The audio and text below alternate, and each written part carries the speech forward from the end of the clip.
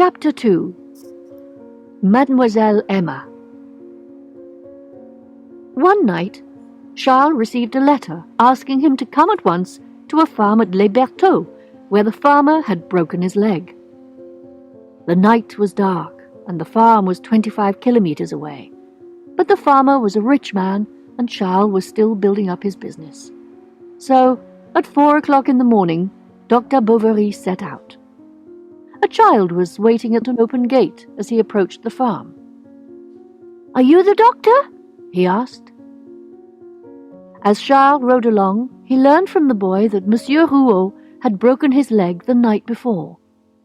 He also learned that he had lost his wife 2 years ago and had no one with him now except for his daughter, who looked after the house for him. Mademoiselle Emma, the farmer's daughter, came to the door and showed him into the kitchen. A fire was burning, and the men's dinner was cooking in big polished pans. Charles went upstairs to see the farmer. The broken leg was a simple problem, and Charles asked the servant and the young woman to help with the patient. As they tied up the farmer's leg, Charles was surprised to see how white her nails were. Her hands, however, were not beautiful, perhaps a little too red.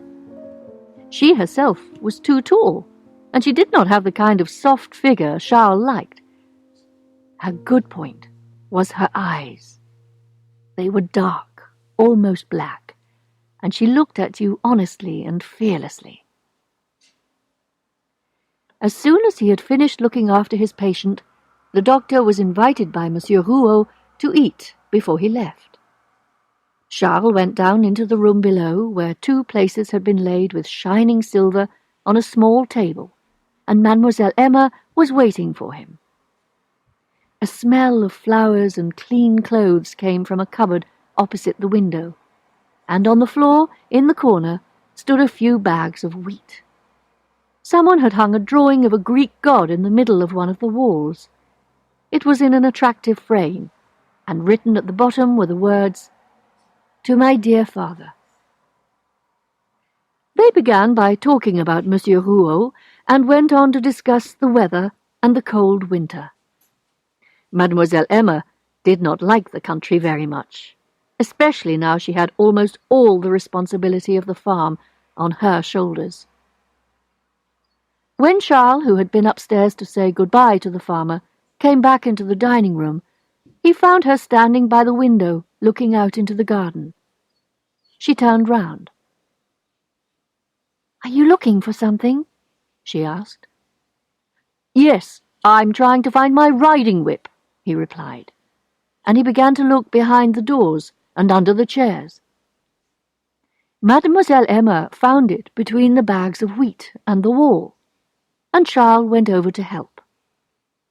As he bent down, he felt the young woman's back rubbing against his chest. She stood up, blushing, and looking at him over her shoulder, handed him his whip.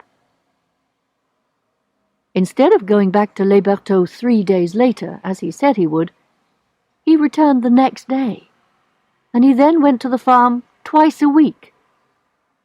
After 46 days, Monsieur Rouault could move around without help, and people began to say what an excellent doctor Monsieur Bovary was. Père Rouault said the very best doctors in Yvetot or Rouen itself could not have treated him better. Charles did not ask himself why he liked going to Les Bertaux.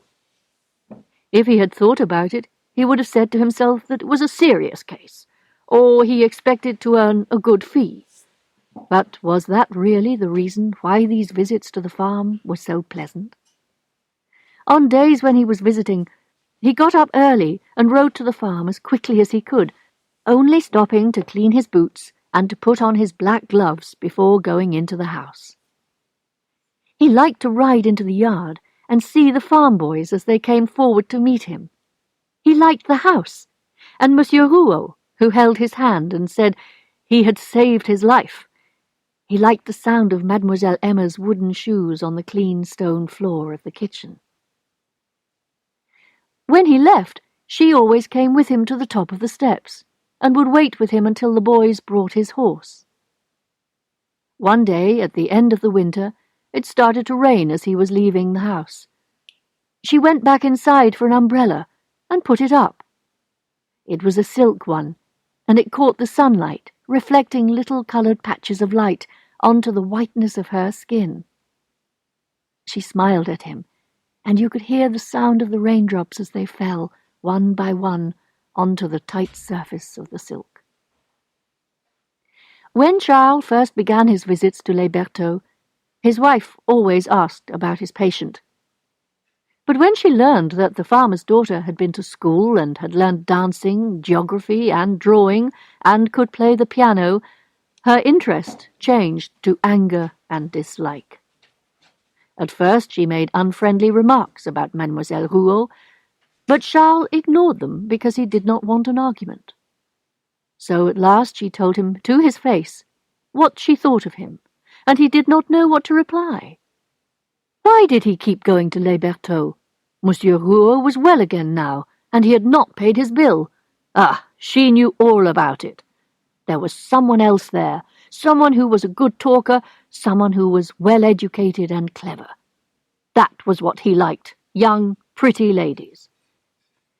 So Charles agreed to stop his visits to Les Bertaux, but now that he could not see Mademoiselle Emma, he decided he could love her. His wife was so unattractive, just skin and bone. She wore the same black clothes and grey stockings, the same ugly shoes all year round. So, if he could not see the farmer's daughter any more, he would dream of her. This unhappy situation lasted for several months, until, one fine day in the early spring, the lawyer who had looked after Madame Bovary's affairs left town with all his client's money. She still had a share in a ship that was worth 6,000 francs, and her house in Dieppe, but there was nothing left of that fortune she had been so proud of. And when her financial affairs were looked into more carefully, Charles's father found out that the house in Dieppe was mortgaged, and her share in the vessel was not worth more than 200 francs. She had lied, the good lady. Monsieur Bovary Senior was so angry that he took up a chair and smashed it on the stone floor, and he told his wife she had ruined her son by making him marry an old woman like that. They came to Tostes to tell Charles's rich wife what they thought of her. There was a terrible argument. Eloise begged her husband to defend her against his parents, and Charles did his best, but the old people were still angry when they left the house. The damage had been done. A week later, as she was hanging out the washing in the yard, Eloise Bovary found that she was spitting blood. The next day, while Charles had his back to her, opening the curtains, she cried out, "Oh God!" and fell to the floor. She was dead. How amazing. When the funeral was over, Charles returned to the house. He went up into the bedroom and saw her dress hanging up at the foot of the bed.